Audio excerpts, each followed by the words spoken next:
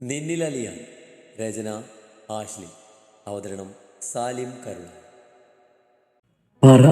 പറ ചായ, എന്താ എന്താ പെണ്ണ് പറഞ്ഞിട്ട് പോയേ? മുറ്റത്ത് നിന്ന് നടന്നകലെന്ന് ജെസ്സിയെയും ക്രിസ്റ്റീനെയും ചൂണ്ടിനിയെ ആൽഫയെ പിടിച്ച് ചോദിച്ചു. വല്ലാത്തൊരു ദേഷ്യവും സങ്കടവും അവളിലുള്ളവായി. പെണ്ണെ അത് അവനവളെ പിടിച്ചുകൊണ്ട് എന്ത് പറയണമെന്ന് അറിയാതെ ചുറ്റും നോക്കി. കണ്ണുകൾ ആദ്യം ചെന്നത് ലിയോണിന്റെ മുഖത്തായിരുന്നു.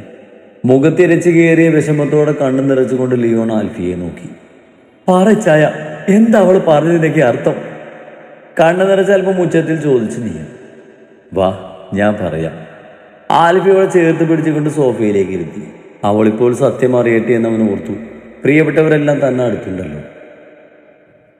ഡി മുൻപ് സ്പീഡിൽ നടക്കുന്ന നിത്യയെ പിറകിന്ന് വിളിച്ച് വീട് പിറകെ ചെന്നു.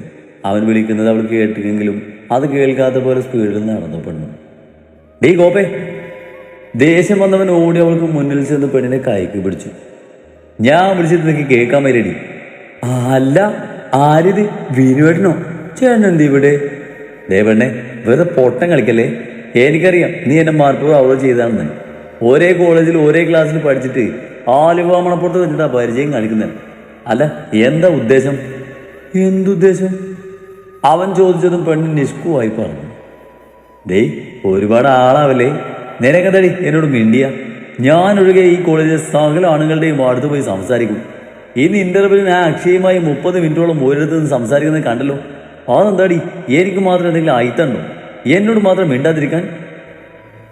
തികട്ടി വന്ന സകല ദേഷ്യവും പൊങ്ങി ടെററായി ചെക്കൻ ചോദിച്ചു. ഓഹോ, അപ്പൊ ഞാൻ മിണ്ടാത്തതാണല്ലേ കുഴപ്പം? അങ്ങനെയാണെങ്കിൽ ഒരു കാര്യം ഞാൻ ചോദിക്കട്ടെ മാഷേ, ഞാൻ നിങ്ങളുടെ ആരാ? കൈകൾ പിടിച്ചു കെട്ടി അവനെ കൂർപ്പിച്ച് നോക്കിക്കൊണ്ട് പെണ്ണ് ചോദിച്ചതും അവൻ ഉത്തരം മുട്ടി. അത് പിന്നെ നീ എൻ്റെ എന്ത് പറയണമെന്ന് അറിയാതെ നിന്ന് തപ്പി കളിക്കുന്നവനെ കാണുകയെ ഒന്നുകൂടെ കൂർപ്പിച്ച് ചോദിച്ചു നിത്യ. ആരുമല്ല, എനിക്കറിയാവുന്ന ഒരു വീടിനകത്തുള്ള കുട്ടി, എൻ്റെ പരിചയക്കാരി. എന്തേ? ചെക്കൻ പറഞ്ഞ നിത്യയുടെ മുഖം അങ്ങ് ചുവന്ന് കയറി. താൻ ആഗ്രഹിക്കുമ്പോൾ ഉത്തരം അവനിൽ നിന്ന് വരാതെ വന്നതും അവൾക്ക് സങ്കടവും ദേഷ്യമൊക്കെ തോന്നി. അപ്പൊ ആരും അല്ലല്ലേ, ഏതൊരു പരിചയക്കാരി. അവൻ ഞാൻ ആരോടും മിണ്ടുന്നു എടുക്കുന്നൊന്നും അന്വേഷിക്കാൻ മിസ്റ്റർ വിനയ് മോഹൻ വരണ്ട, കേട്ടോളൂ. ദേഷ്യത്തിൽ അവനെ നോക്കി പറഞ്ഞ് തിരിഞ്ഞു നടന്നു നിത്യ. പെട്ടെന്ന് എന്തോ ആലോചിച്ച പോലെ തിരിച്ചു വന്നു.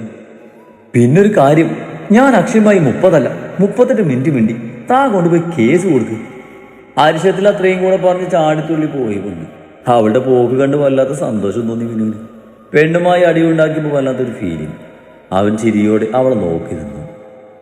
ആൽഫി, എന്നെ അറിയില്ല നിനക്ക്, പക്ഷേ ഒന്നെനിക്കറിയാം. എൻ്റെ മോൾ അറിഞ്ഞു തുടങ്ങുമ്പോൾ മുതൽ നീ എന്നെ സ്നേഹിക്കുന്നു. നിന്റെ ആൻറ്റിയാടാ ഞാൻ. നിന്റെ പപ്പ സ്വന്തം കൂടപ്പറപ്പിനെ പോലെ കണ്ട് വളർത്തിയിട്ട് ഒടുക്ക ആ മനുഷ്യരെയും ആ വീടിനെയും ഇട്ടെറിഞ്ഞ് പ്രേമിച്ചവൻ്റെ കൂടെ പോയ ജൂലി എന്ന ആൻറ്റി.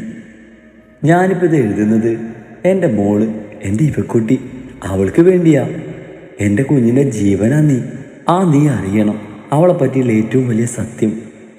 ആരും അറിയാതെ ഞാൻ മൂടി വച്ചത് ഒരിക്കൽ അവൾ അറിയുമ്പോൾ അവളെ ചേർത്ത് പിടിക്കാൻ നീ ഉണ്ടാവണം മോനെ അവൾക്കരികെ.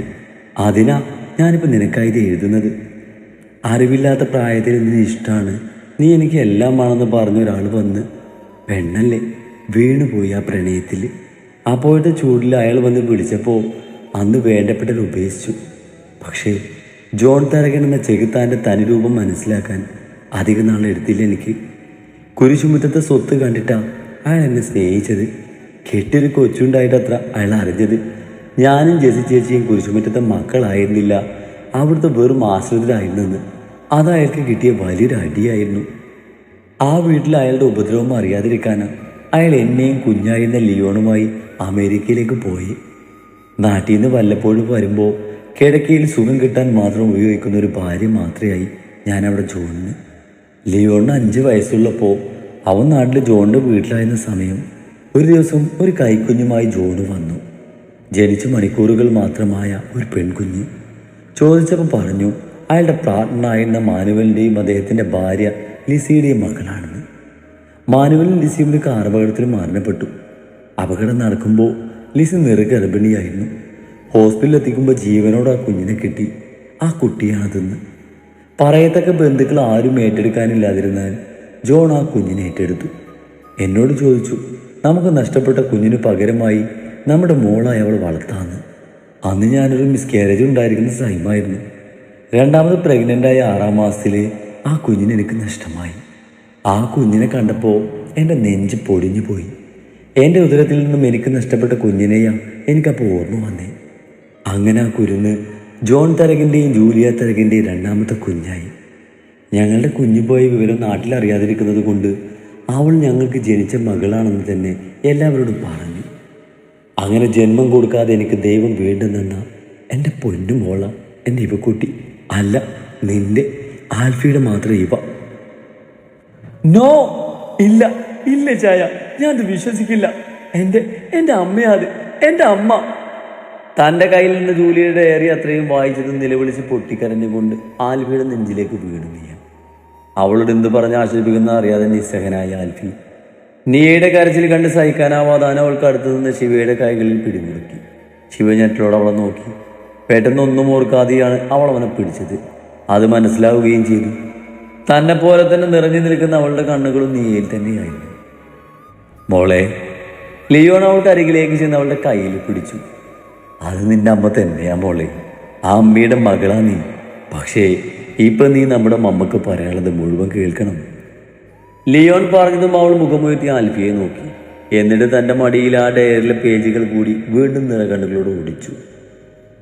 മോള് വളരും തോറും പതിയെ പഴയതൊക്കെ ഞങ്ങൾ മറന്നിരുന്നു. അപ്പോഴേക്ക് എന്നെയെന്ന് നാടും കുരിശുമുറ്റൊക്കെ അറിഞ്ഞ് ഇവക്കുട്ടിയുടെ ഉള്ളിൽ നീയും കയറി. നീ എന്ന് പറഞ്ഞ ഭ്രാന്തായി എൻ്റെ കൊച്ചിന്. അവളുടെ ആഗ്രഹം പോലെ നാട്ടിൽ പഠിപ്പിക്കാൻ വിടുന്നതിൻ്റെ കാര്യം പറഞ്ഞതും കൊല്ലാൻ വന്ന ജോണെന്നെ. ഇവയെ നാട്ടിലേക്ക് വിടുന്നില്ലെന്ന് വല്ലാതെ ദ്രാഷ്ട്യം. എന്താ പെടുന്നിങ്ങനെന്ന് എനിക്ക് മനസ്സിലായില്ല. അങ്ങനെ ഇരിക്കുമ്പോൾ യാദർച്ഛികമായാണ് ജോണിൻ്റെ പേഴ്സണൽ ലാപ്ടോപ്പ് ഞാൻ ചെക്ക് ചെയ്തത്. അപ്പോഴാണ് ആ സത്യം ഞാൻ മനസ്സിലാക്കി. സുഹൃത്തിൻ്റെ മകള് അനാഥയാകാതിരിക്കാനൊന്നുമല്ല അയാൾ മോളെ എടുത്തേ.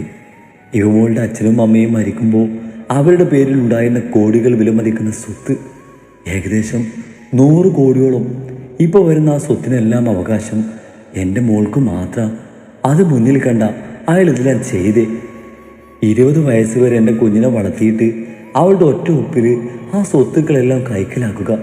അതായിരുന്നു അയാളുടെ ഉദ്ദേശം. സ്വത്തെല്ലാം കിട്ടിക്കഴിയുമ്പോൾ എൻ്റെ കുഞ്ഞിനെ അയാൾ വെച്ചേക്കത്തില്ല എന്ന് വരെ ആ ലാപ്പിലുണ്ടായിരുന്നു. ജോണും അയാളുടെ വിശ്വസ്തനായ വക്കീലും തമ്മിലുള്ളൊരു വോയിസ് ക്ലിപ്പിൽ നിന്ന് എനിക്ക് മനസ്സിലായത്. അപ്പോൾ ആ നിമിഷം ഞാൻ തീരുമാനിച്ചു മോളെ ഇന്ത്യയിലോട്ട് വിടാൻ. ഈ ലോകത്ത് അവൾ എവിടെയെങ്കിലും സുരക്ഷിതമായി ഇരിക്കുമെങ്കിൽ അത് നിന്റെ അരികെ ആയിരിക്കും എനിക്കറിയാം. അതാ ആരും അറിയാതെ അവളെ ഞാൻ നിങ്ങൾക്ക് അരികിലേക്ക് അയച്ചത്. എൻ്റെ മോൾക്കൊരു ജീവിതം ഉണ്ടാവാനോ ഒരവകാശം ഉണ്ടാവാനോ ഒന്നും ജോ സമ്മതിക്കില്ല. പക്ഷേ അയാൾ അറിഞ്ഞ അയാൾ തേടി വരും അവളെ. പിന്നെ എന്നെ അയാൾ എന്ത് ചെയ്താലും എനിക്ക് കുഴപ്പമില്ല.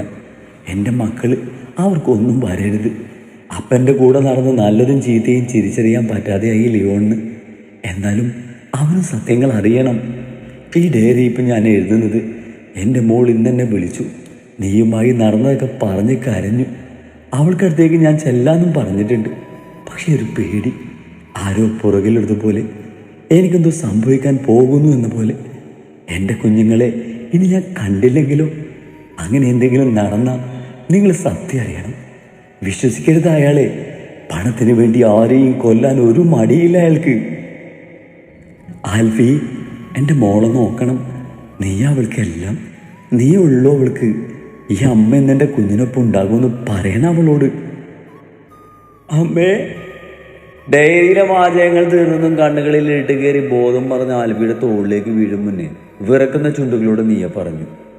ഇവ തന്നിലേക്ക് ചാഞ്ഞു വീണവളെ പൊതിഞ്ഞു പിടിച്ചവൻ അലറി. താനിങ്ങനെ എന്നോട് ദേഷ്യപ്പെട്ടിട്ട് കാര്യമുണ്ടോ? ബുദ്ധിയുള്ളവൻ ആ മാനുവൽ. അതാ ഭാര്യ പ്രഗ്നന്റ് ആയപ്പോൾ സ്വത്തുക്കളെല്ലാം ജനിക്കാൻ പോകുന്ന ആ കുഞ്ഞിനായി എഴുതിയേ. ആ കൊച്ചിനെ കയ്യിൽ കിട്ടിയപ്പോഴേ ഞാൻ പറഞ്ഞതല്ലേ ശ്രദ്ധിക്കണമെന്ന്. ഇനി പറഞ്ഞിട്ട് കാര്യമില്ല. വക്കീൽ പ്രഭാകരൻ ജോണിനെ നോക്കി പുച്ഛത്തോടെ പറഞ്ഞു. തൻ്റെ വായ്ത്താളം കേൾക്കാൻ വന്നതല്ല ഞാൻ. തെക്കായി നിൽക്കുന്ന ആ എമൗണ്ട് എത്രയും വേഗം എനിക്ക് ട്രാൻസ്ഫർ ആകാൻ വല്ല വഴിയുണ്ടോ നോക്കുതാൻ? ജോൺ ദേഷ്യത്തോടെ ചോദിച്ചു. ഞാൻ പറഞ്ഞല്ലോ ജോണേ, ഇവാനിയെ മേജറായ സ്ഥിതിക്ക് അവൾ ആ സ്വത്തിന് അവകാശി.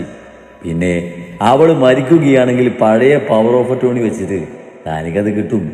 പക്ഷേ ഇനിയിപ്പോൾ ആ പെണ്ണിനെ മാത്രം കൊന്നാൽ പോരാ. ഇവാനിയേക്ക് ഒരു കുഞ്ഞു പിറന്ന സ്ഥിതിക്ക് ആ കുഞ്ഞും അവകാശിയാണ്.